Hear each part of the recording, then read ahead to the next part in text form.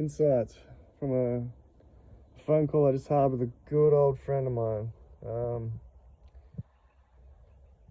I've been processing heaps lately, and some big emotion got a hold of me this afternoon. And yeah, I felt compelled to call this man and basically the gist of what he was telling me is you got to think about what you want. Don't think about what you don't want. And that's obvious. Like I kind of already, already knew that, but it's easier said than done. And I've become a lot better at recognizing when I'm thinking about something that I don't want, something negative, some past memory or some potentiality or some idea or thought of what might happen. And the thing with negative thoughts and memories is that they can inspire and often do very strong, intense emotional responses. Whereas when we think about positive things, you might have a smile, or you might, like, that's good, I remember that, oh, that's nice. But it's generally, you don't get the same intensity of emotional response. And I don't know if that's just me. Maybe you have a different experience, and please share it. But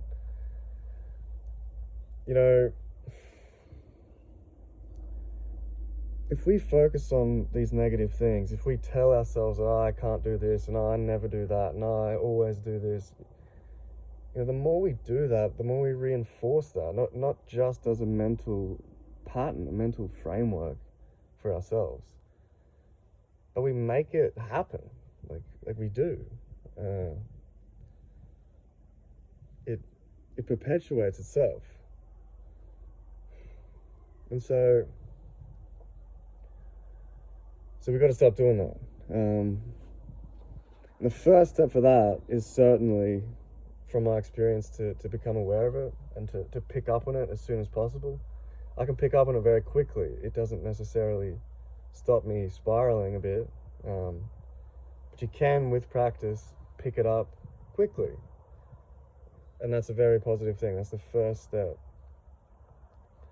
And then from there, it becomes a little less clear. But I would say, and I believe, that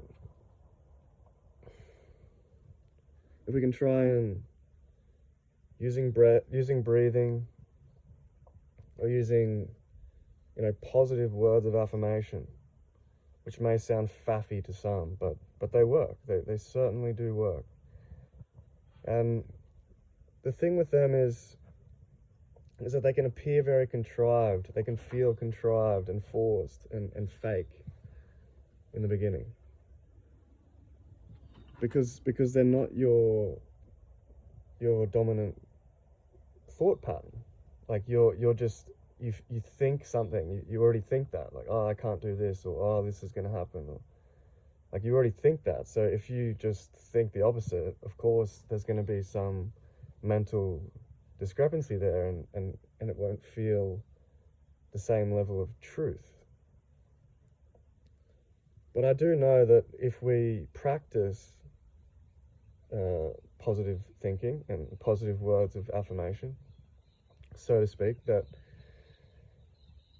they begin to feel less contrived. And in fact, you do actually begin to believe them. And the belief is where all the power lies. So, yeah.